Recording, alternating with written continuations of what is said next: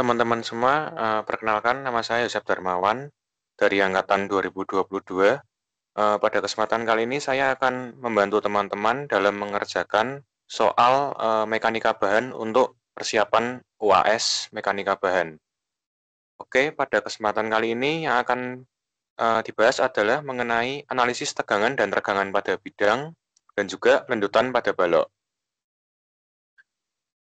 Pembahasan soal yang akan dilakukan pada kesempatan kali ini adalah soal UAS genap tahun akademik 2022-2023. Untuk soalnya nanti bisa di-download melalui link Google Drive yang sudah ada di PowerPoint. Oke, soal yang pertama adalah analisis tegangan regangan pada bidang. Sebuah elemen yang berada dalam keadaan tegangan bidang mengalami tegangan-tegangan sigma X sebesar 100 MPa, sigma Y sebesar 80 MPa, dan tau XY sebesar 28 MPa seperti terlihat pada gambar. Tentukan tegangan-tegangan yang bekerja di elemen yang berorientasi pada sudut θ 30 derajat dari sumbu X, di mana sudut θ adalah positif apabila berlawanan jarum jam. Pertanyaan yang kedua, gambarkan elemen tegangan bidangnya setelah mengalami transformasi sudut. Oke, untuk mengerjakan soal yang nomor 1 ini, pertama kita harus siapkan terlebih dahulu persamaan-persamaan yang kita perlukan untuk menyelesaikannya. Nah, persamaan yang kita perlukan adalah sebagai berikut. Sigma X1 sama dengan sigma X tambah sigma Y per 2 ditambah sigma X dikurangi sigma Y per 2 dikali cos 2 θ ditambah tau XY dikali sin 2 θ. Untuk yang pada sumbu Y sama, hanya bedanya tandanya di sini minus dan di sini juga minus. Kemudian untuk mencari tau X1 dan Y1, rumusnya minus sigma X dikurangi sigma Y per 2 dikali sin 2 θ ditambah tau XY dikali cos 2 θ. Nah, sebagai catatan, tegangan tekan itu bertandakan negatif, kemudian tegangan tarik bertanda positif, dan juga sudut θ itu positif apabila bidang berotasi berlawanan arah jarum jam. Sedangkan θ bernilai negatif apabila bidang berotasi searah jarum jam. Nah, pertama kita akan menyelesaikan pertanyaan yang A dulu. Di sini, untuk memudahkan, kita hitung dulu sigma X ditambah sigma Y dibagi 2. Sehingga 100 ditambah 80 dibagi 2 sama dengan 90 MPa. Sama juga yang sigma X dikurangi sigma Y per 2 kita hitung, diperoleh hasilnya 10 MPa. Nah, tegangan normal pada sumbu X dan sumbu Y pada saat bidang dirotasikan sebesar θ sama dengan 30 derajat dengan arah berlawanan jarum jam adalah sebagai berikut. Untuk sigma X1-nya, di sini kita gunakan rumus yang tadi. Kan tadi kita sudah hitung nih, sigma X ditambah sigma Y per 2 hasilnya 90. Jadi tinggal kita masukkan saja 90 ditambah 10 sigma X dikurangi sigma Y per 2, nilainya 10, dikali cos 2 dikali θ-nya 30 derajat, ditambah tau XY, di soal diketahui 28, dikali sin 2 kali θ, θ-nya 30. Hasilnya 119,249 MPa. Hasilnya positif, berarti tandanya tegangannya adalah tegangan tarik pada sumbu X. Setelah dirotasikan sebesar θ 30 derajat dengan arah berlawanan jarum jam. Nah, untuk yang sumbu Y sama, cuman bedanya tandanya di sini negatif dan di sini juga negatif. Sehingga menjadi 90 dikurangi 10 dikali cos 2 kali θ sebesar θ-nya 30 derajat dikurangi tau XY tegangan gesernya dikali sin 2 θ. Hasilnya 60,751 MPa. Hasilnya juga positif, sehingga tegangan normal pada sumbu Y juga merupakan tegangan tarik. Nah, untuk tegangan gesernya sendiri, rumusnya yaitu minus sigma X dikurangi sigma Y per 2 dikali sin 2 θ ditambah tau XY dikali cos 2 θ.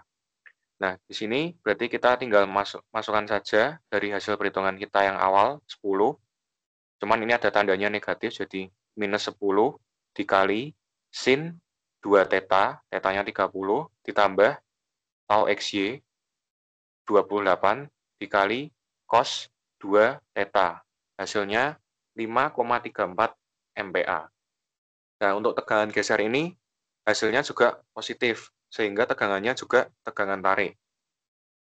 Nah, untuk yang pertanyaan A, penyelesaiannya adalah sebagai berikut. Sehingga kita sudah peroleh tegangan normal setelah dirotasi pada sumbu X setelah dirotasikan sebesar theta 30 derajat sebesar 119,249 MPa, pada sumbu Y 60,751 MPa, dan tegangan gesernya sebesar 5,34 MPa. Oke, selanjutnya kita akan membahas untuk yang pertanyaan yang B. Pertanyaan B kan disuruh untuk menggambarkan tegangan normal dan tegangan gesernya setelah dirotasikan sebesar theta 30 derajat berlawanan dengan arah jarum jam. Nah, berlawanan arah jarum jam itu kan berarti bidang atau elemennya ini kan berputar ke arah berlawanan. Nah, sehingga theta dari sumbu X yang normal, yang awal ini, ke sumbu X1 ini adalah 30 derajat. Nah, di sini tegangan pada arah sumbu X setelah dirotasikan sebesar 30 derajat itu kan tegangannya tadi positif ya. Nilainya positif, berarti tegangannya adalah tegangan tarik. Sehingga kita gambarnya, anak panahnya itu menjauhi dari elemen tersebut pada sisi kanan dan sisi kiri. Nah, untuk sumbu Y itu kan juga positif tadi, sehingga arahnya juga menjauhi dari bidang ini, pada sisi atas dan pada sisi bawah. Nah, untuk tegangan geser, nilainya kan juga positif, sehingga arah dari tanda panahnya adalah saling bertemu pada kedua sudut di sisi sini dan sisi sini. Nah, jika mungkin nanti pada soal lain dihitung ternyata tegangan gesernya itu bernilai negatif, maka nanti penggambaran anak panahnya itu akan berkebalikan, sehingga anak panahnya yang awalnya adalah ke sana menjadi ke arah yang berlawanan. Jadi seperti ini. Yang bagian sisi bawah ini juga arahnya nanti bakal berlawanan. Jadi seperti ini. Nah, kalau misal tegangannya juga nilainya juga tegangan normalnya nilainya juga negatif, ya berarti nanti tinggal tanda panahnya ini arahnya mendekati ke bidang.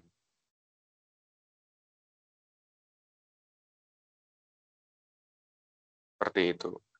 Nah, itu kurang lebih untuk soal yang nomor 1.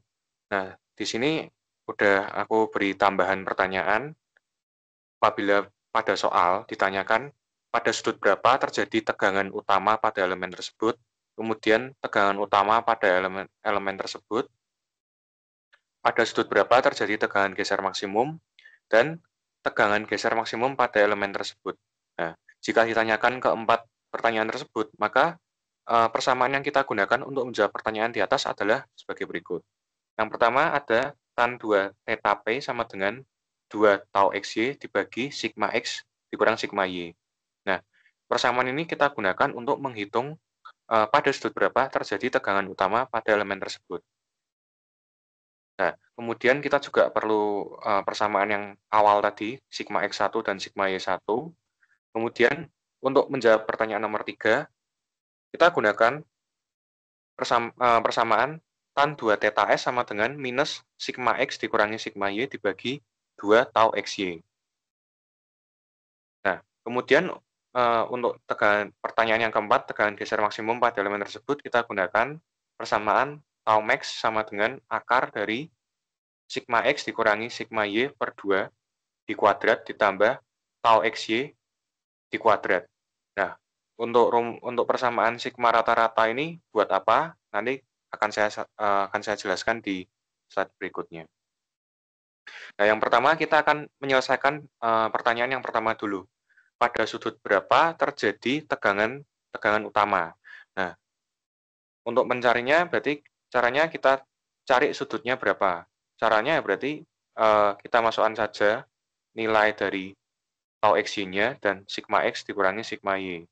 Nah, kalau persamaan ini kita pecah, untuk mencari sudutnya berarti nanti tan pangkat min 1, di mana sudutnya adalah 2 tau XY dibagi sigma X dikurangi sigma Y per 2. Nah, kita masukkan saja nilai tau XY-nya kan tadi di soal 28. Berarti 2 dikali 28 dibagi sigma X dikurangi sigma Y. Sigma X-nya 100, sigma Y-nya 80 bagi 2. Nah, itu dapat sudutnya 35,173 derajat. Nah, pada sudut ini berarti terjadi tegangan-tegangan utama, di mana karena sudut ini bernilai positif, berarti berotasi dengan arah berlawanan jarum jam. Nah, selanjutnya untuk pertanyaan yang nomor 2 adalah, tadi adalah tegangan utama pada elemen tersebut. Nah, untuk mencari tegangan utama pada elemen tersebut, kita gunakan persamaan yang kita gunakan di awal tadi untuk menyelesaikan pertanyaan yang A, di mana sigma X1 sama dengan sigma X ditambah sigma Y dibagi 2 ditambah sigma X dikurang sigma Y dibagi 2 dikali cos 2 theta ditambah tau XY kali sin 2 theta.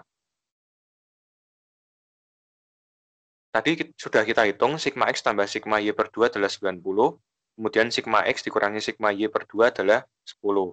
Jadi 90 ditambah 10 dikali cos 2 dikali sudutnya kita masukkan sudut 35,173, di mana pada sudut ini terjadi tegangan utama. Ditambah 28 dikali sin 2 kali 35,173. Nah, diperoleh tegangan normal pada sumbu X adalah 119,732 MPa. Ini adalah nilai tegangan utama pada arah sumbu X. Nah, untuk sang sumbu Y sama, tinggal kita masukkan saja 90 dikurangi 10 dikali cos 2 kali sudutnya sama 35,173 dikurang 28 dikali sin 2 kali 35,173. Diperoleh hasilnya 60,268 MPa. Nah, sebagai catatan, kenapa kok tegangan gesernya nggak kita hitung? Nah, pada saat tegangan utama yang terjadi pada sebuah elemen hanya berupa tegangan normal saja, sehingga pada kondisi ini tegangan gesernya itu bernilai 0. Nah, seperti itu. Itu untuk pertanyaan 1 dan pertanyaan 2. Nah, kemudian untuk yang pertanyaan ketiga. Di pertanyaan ketiga ini kan kita ditanyakan, pada sudut berapa terjadi tegangan geser maksimum. Nah, kita gunakan persamaan tan 2 theta S sama dengan minus sigma X dikurangi sigma Y dibagi 2 tau XY. Nah, jika kita pecah persamaannya, maka theta S sama dengan arkes tangen minus sigma X dikurangi sigma Y dibagi 2 tau XY dibagi 2. Nah, arkes tangen dari 100 dikurangi 80 dibagi 2 kali 28. Ini tanda minusnya harusnya ada ini. Ini kurang dikasih tanda minus. Dibagi 2. Nah, kita peroleh hasilnya minus 0,9827 derajat. Nah, karena minus berarti artinya rotasinya itu searah dengan jarum jam. Nah, itu untuk pertanyaan nomor 3. Kemudian untuk yang nomor 4, pada sudut tersebut kan terjadi tegangan geser maksimum. Nah, berapakah tegangan gesernya itu? Nah, untuk mencarinya, maka kita gunakan persamaan ini. Akar dari sigma X dikurangi sigma Y per 2 di kuadrat ditambah tau XY di kuadrat. Sigma X dikurangi sigma Y berarti 100 dikurangi 80 dibagi 2 di kuadrat ditambah tau XY 28 di kuadrat. Diperoleh tegangan gesernya itu sebesar 29,732 MPa. Nah, nilai ini adalah nilai tegangan geser maksimum. Nah, sebagai catatan, pada sebuah elemen atau bidang dengan tegangan geser maksimum juga mengandung tegangan normal, tapi nilainya tuh rata-rata tegangan normal dalam bidang X dan Y. Sehingga untuk mencari nilai tegangan normalnya, maka kita gunakan persamaan yang tadi sudah saya sampaikan, yaitu sigma rata-rata sama dengan sigma X ditambah sigma Y per 2. Berarti 100 ditambah 80 dibagi 2. Diperoleh hasilnya 90 MPa. Nah, kurang lebih untuk yang model soal nomor 1 itu seperti itu untuk penyelesaiannya. Oke, selanjutnya kita lanjutkan untuk soal yang nomor 2. Soal nomor 2 ini membahas mengenai lendutan pada balok. Nah, diketahui sebuah balok ABCD dengan beban dan diagram momen lentur seperti pada gambar. Balok memiliki kekakuan lentur sebesar EI. Yang ditanyakan adalah rotasi pada titik C, yaitu theta C, dan defleksi atau delta D pada titik D. Nah, sebagai catatan, kita boleh menggunakan salah satu metode, yaitu metode balok konjugasi atau conjugate beam method, atau juga metode momen area. Nah, pada tutor kali ini yang akan kita gunakan metodenya adalah metode balok konjugasi. Oke, sebagai awalan yang perlu kita pahami, metode balok konjugasi itu prinsipnya adalah rotasi pada balok sesungguhnya sama dengan gaya geser pada conjugate beam dengan beban M per EI. Kemudian, lendutan pada balok sesungguhnya sama dengan momen lentur pada conjugate beam dengan beban sebesar M per EI. Nah, selanjutnya untuk perjanjian tandanya, momen positif adalah momen yang menyebabkan serat bawah tertarik, kemudian momen negatif adalah momen yang menyebabkan serat atas tertarik. Nah, jika pada balok sesungguhnya terjadi momen positif, maka pada conjugate beam, beban M per EI dikerjakan sebagai beban dengan arah ke bawah. Begitu juga untuk arah sebaliknya. Jika dalam hitungan pada conjugate beam diperoleh nilai V atau gaya geser positif atau M positif, berarti delta atau defleksi sama dengan delta arahnya ke bawah. Dan theta arahnya searah dengan jarum jam.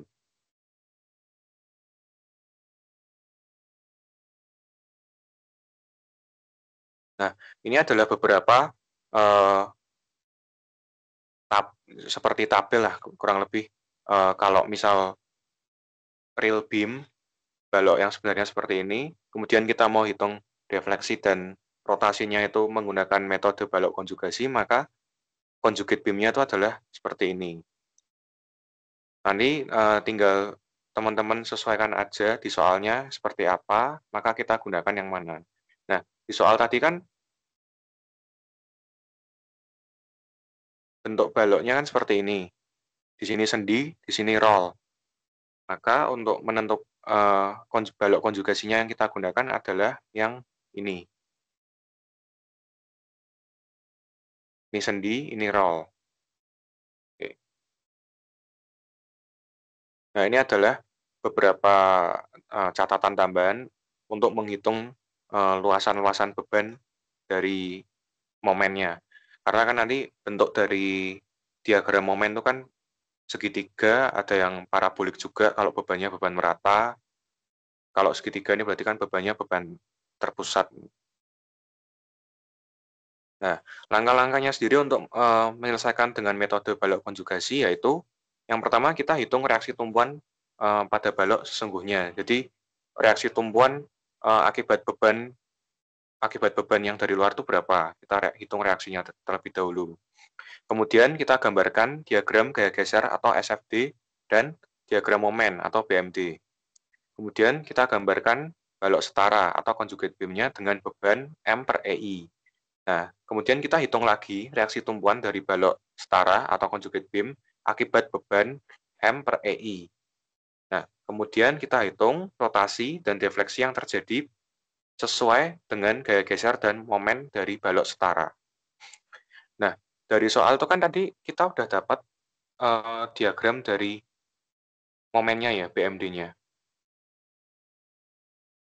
kita udah dapat BMD-nya, jadi kita untuk langkah yang pertama sama langkah yang kedua itu kita lewati saja, karena kita udah dapat nilai momen maksimum, kemudian gambar BMD-nya udah dapat. Tapi kalau misal nanti dari soal belum, ya kita harus ikuti langkah-langkahnya. Kita hitung reaksi tumbuhannya, dari reaksi tumbuhan nanti kita bisa gambar BMD-nya. Nah, untuk caranya menggambar seperti apa, mungkin di mata kuliah dasar kerekayasaan sudah dipelajari.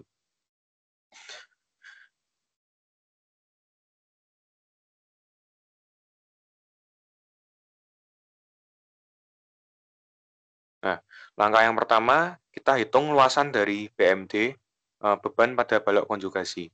Nah, tadi kan dari soal itu kan penggambaran BMD akibat bebannya itu kan seperti ini.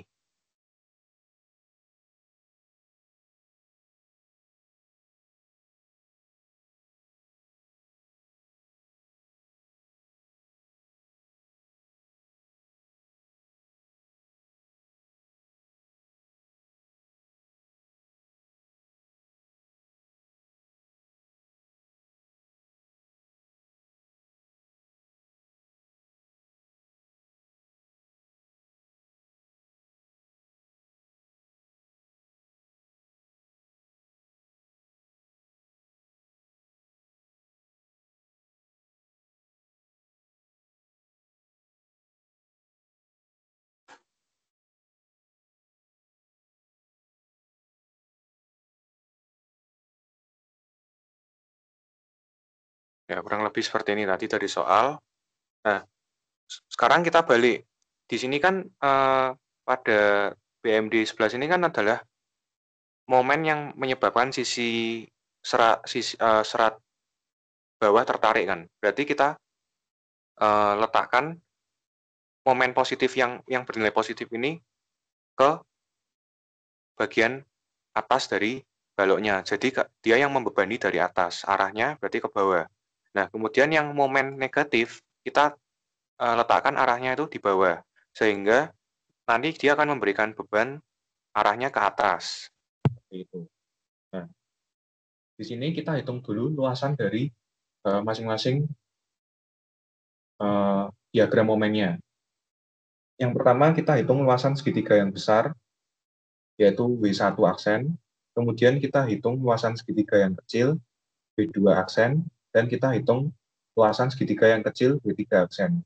Nah, kenapa ini bentuknya seperti ini, nanti akan kita jelaskan di slide berikutnya. Yang pertama, W1 aksen. Untuk menghitung luasannya berarti kan luasan segitiga biasa, panjangnya 8 meter, 4 tambah 4, 8, dikalikan tingginya 200 per EI, bagi 2. Jadi untuk luasan yang pertama ini 800 per EI. Kemudian untuk luasan segitiga yang kedua, beban yang di sisi bawah ini, W2 aksen, panjangnya 8 meter. Kemudian tingginya adalah 60 per EI. Nah, berarti 8 dikali 60 per EI bagi 2. Hasilnya 240 per EI. Kemudian untuk yang luasan segitiga kecil ini adalah W3 aksen, berarti panjang dari bentang ini kan 2 meter. Jadi 2 dikali tingginya 60 per EI bagi 2. Diperoleh hasilnya 60 per EI. Nah, kan udah berarti W1 ini adalah beban akibat momen positif, W2 ini adalah beban akibat momen negatif, dan ini juga momen negatif. Oke, langkah yang kedua kita hitung reaksi tumpuan pada balok konjugasi. Nah, tadi kan dari tabel itu kan kalau gambar baloknya seperti yang ada di contoh soal, balok konjugasinya kan adalah di sini sendi, di sini jadi pin, dan di sini jadi jepit.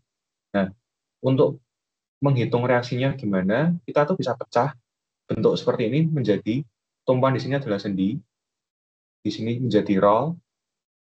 Nah, kemudian yang bagian dari titik C ke titik D ini bisa kita pecah jadi sebuah bentuk cantilever. Nah, Sehingga buat ngitung reaksi tumpuannya, kita nanti hitung dari balok A sampai C, kemudian untuk titik C sampai D nanti kita hitung untuk perhitungan defleksi. Nah, kebetulan kan untuk mencari rotasi di titik C, berarti kan kita harus mencari reaksi RCY ini kan. Nah, kita hitung. Yang pertama kita buat sigma momen di titik A ini adalah 0 dengan perjanjian tandanya berlawanan jarum jam adalah positif. Nah, berarti RCY dikali jaraknya adalah 8 meter ke titik A positif dikurangi W1 aksen. W1 aksen ini kan adalah beban dari luasan segitiga ini dikali jaraknya ke titik A adalah sebagai LW1 aksen dan ditambah W2 aksen dikali jaraknya titik berat dari luasan ini ke titik A. Nah, ini kenapa negatif, ini kenapa positif? Nah, kita kan lihat, ini kan arahnya ke bawah. Terhadap titik A berarti kan dia berputar searah jarum jam. Sesuai dengan perjanjian tanda, kalau kita berlawanan adalah positif. Maka kalau searah, ya negatif berarti. Nah, dari yang beban segitiga dari bawah ini, arahnya kan ke atas. Terhadap titik A berarti kan dia berputar berlawanan jarum jam. Nah, sehingga di sini adalah positif sama dengan 0. Nah, berarti 8 kali RCY dikurangi, tadi kita sudah hitung, W1 aksennya adalah 800 bagi EI, kemudian jarak dari titik berat luasan segitiga ini ke titik A adalah 4 meter. Kalau segitiganya apa itu namanya? Berbentuk segitiga bukan siku-siku biasa itu kan berarti titik berat dari segitiganya kan berarti berada di tengah-tengah kan. Nah, berarti kita 4 meter dari tengah sini ke titik A kan 4 meter. Nah, kemudian untuk segitiga yang bawah itu kan tadi sudah kita hitung W2-nya 240 per EI. Nah, jaraknya dari titik berat segitiga ini ke titik A itu berarti kan 2/3 dikali panjangnya adalah 8. 2/3 itu kan berarti dari, misal titik beratnya adalah di titik sini, 2/3 dikali panjangnya 8. Ya, ini adalah 2/3 kali 8. Nah, kalau terhadap titik C ya berarti nanti 1/3. Jadi 2/3 itu kita ukurnya itu dari sudut yang lancip sini ke tengah-tengah, ke pusat beratnya. Jadi kita peroleh 800 per EI dikali 4, hasilnya 3.200 per EI, ditambah 240 per EI dikali 2/3 dikali 8, hasilnya 1.280 per EI. Dan sehingga kita peroleh 8 RCY sama dengan 1.920 per EI. Kita peroleh nilai RCY-nya adalah 240 per EI, arahnya ke atas karena positif, sesuai dengan asumsi awal kita. Kita kan mengasumsikan bahwa reaksi tumbuhannya pertama itu dari RCY adalah ke atas. Nah, RCY sudah diperoleh, kemudian kita hitung RAY. Untuk menghitung RAY berarti sigma momen di titik C sini adalah sama dengan 0, dengan berlawanan arah jarum jam adalah positif. Nah, RAY terhadap titik C, dia kan berputar searah jarum jam, sehingga negatif. Nah, kemudian beban segitiga yang atas, W1 aksen ini, terhadap titik C kan dia berputar berlawanan jarum jam, sehingga nilainya adalah positif. Kemudian, untuk beban segitiga yang bawah, terhadap titik C, dia kan berputar ke arah jarum jam, sehingga nilainya adalah negatif. Nah, W1 sudah kita hitung, berarti tadi 800 per EI dikali jaraknya ke titik C dari titik berat luasannya adalah 4 meter ke titik C, kemudian dikurangi luasan dari segitiga ini, W2 aksen, sudah kita hitung tadi 240 per EI, dikali sama jaraknya ke titik C. Jarak dari titik berat segitiga ini ke titik C. Nah, jaraknya kan berarti kalau untuk segitiga yang bawah ini kan sepertiganya dari panjangnya. Panjangnya kan 8 meter, berarti sepertiganya dari 8. Hasilnya 640 per EI dan 3.200 per EI. Nah, sehingga kita peroleh min 8 RAY sama dengan minus 2.560 per EI. Kita peroleh nilai RAY-nya adalah 320 per EI, arahnya ke atas. Nah, tujuannya buat apa kita menghitung RAY juga? Nah, tujuannya adalah untuk melakukan kontrol perhitungan supaya jawaban kita dalam perhitungan RCY itu juga sudah dipastikan benar. Sebenarnya kan kita kalau dari soal kan untuk menghitung rotasi di titik C kan cukup kita menentukan RCY saja, cuman lebih baik kita perhitungkan untuk kontrol supaya kita bisa cek apakah perhitungan kita sudah benar atau belum. Nah, RAY tadi 320 per EI, RCY 240, W1 800 per EI, dan W2 240 per EI. Dan kita buat sigma FY sama dengan 0. RAY kan arahnya ke atas, RCY juga arahnya ke atas, kemudian W1 aksen arahnya ke bawah, dan W2 aksen arahnya ke atas. Yang ke atas positif, yang ke bawah negatif. Mau dibalik juga nggak apa-apa, yang ke bawah positif, yang ke atas negatif juga nggak masalah. Yang penting konsisten. Nah, RAY 320 ditambah RCY 240 per EI dikurangi W1 aksen, tadi sudah kita hitung 800 per EI, tambah W2 aksen 240 per EI. Hasilnya 0 sama dengan 0. Berarti kalau sudah 0 sama dengan 0, perhitungan kita sudah benar. Berarti nilai RCY-nya sudah benar 240 per EI. Nah, langkah selanjutnya, kita hitung rotasi pada titik C yang sesuai dengan garis besar. Nah, rotasi di titik C itu kan akan sama dengan nilai RCY kan. Nah, berarti theta C, rotasi di titik C adalah 240 per EI. Nah, apabila diketahui nilai E, misal nih, diketahui di soal nilai modulusnya 2 kali 10 pangkat 4 MPa dan inersianya dari si balok tersebut adalah 7,2 kali 10 pangkat min 3 meter pangkat 4. Nah, maka rotasi di titik C itu adalah sebagai berikut. Kita harus konversi nilai 240 ini ke dalam bentuk Newton milimeter. Karena dalam perhitungan kan kita menghitung satuan yang kita gunakan adalah dalam Newton meter kan. Jadi kita ubah dulu ke kita jadikan ke Newton milimeter.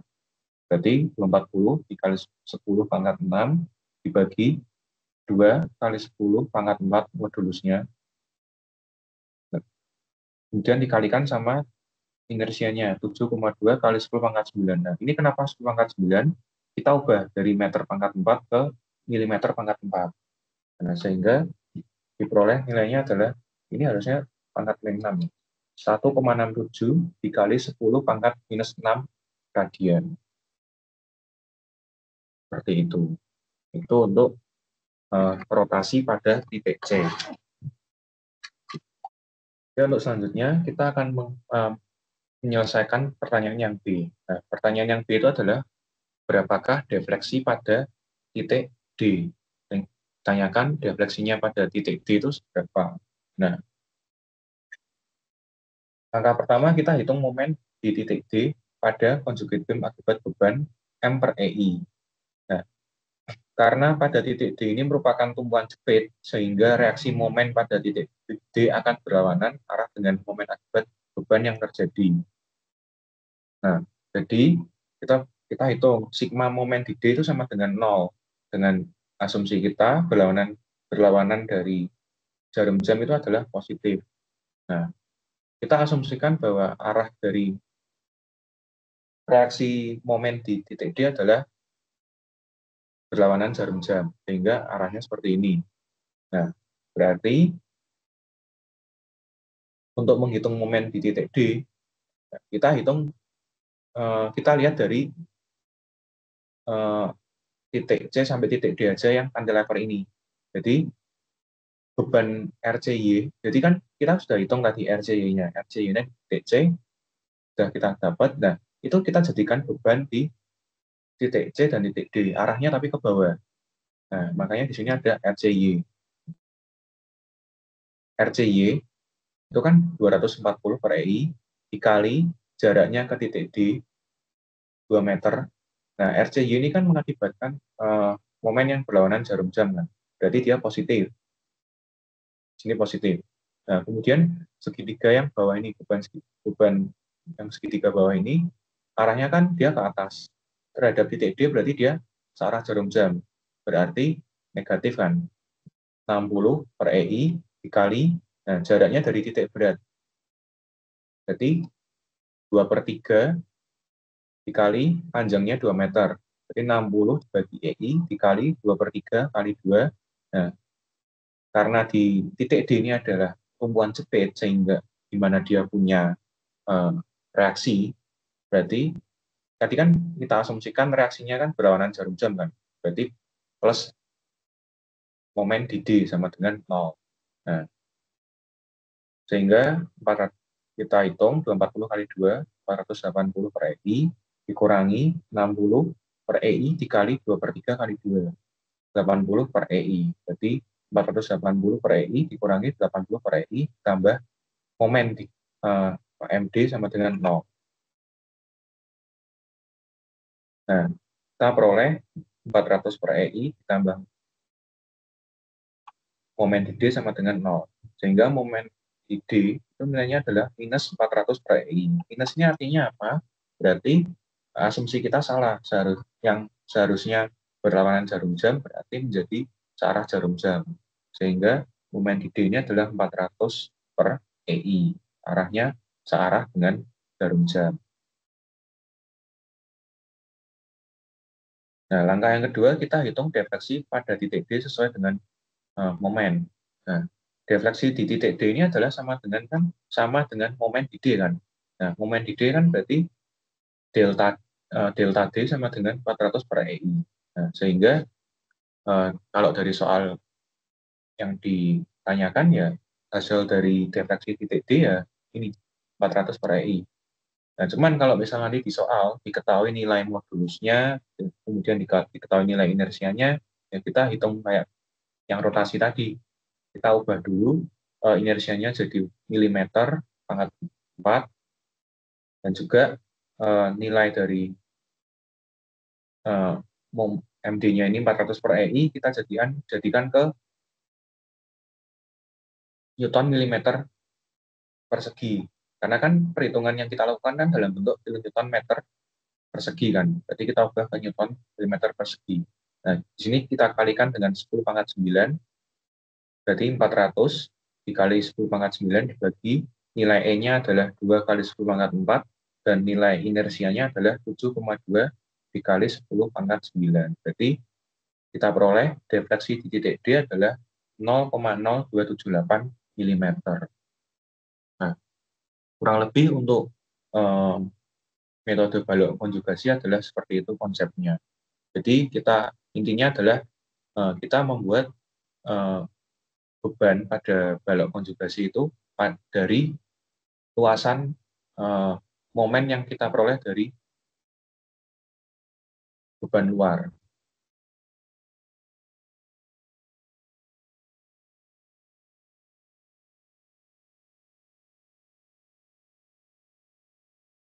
Jadi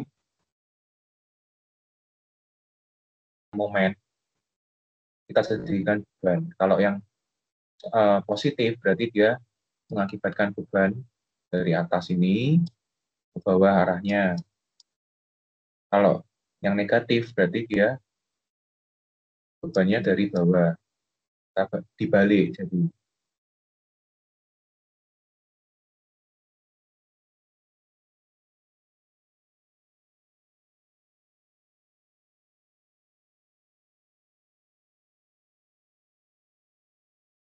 Nah, kurang lebih seperti itu. Jadi, perhitungannya adalah perhitungan luasan dari diagram momennya. Oke, kurang lebih seperti itu.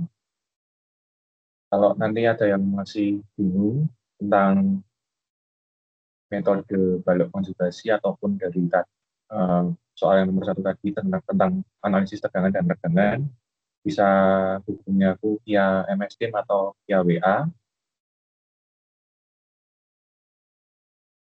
Mungkin untuk pembahasan kali ini cukup sekian. Selebihnya mohon maaf jika ada kesalahan yang kurang berkenan. Nanti untuk PPT-nya bisa saya share. Oke, kurang lebih seperti itu. Terima kasih.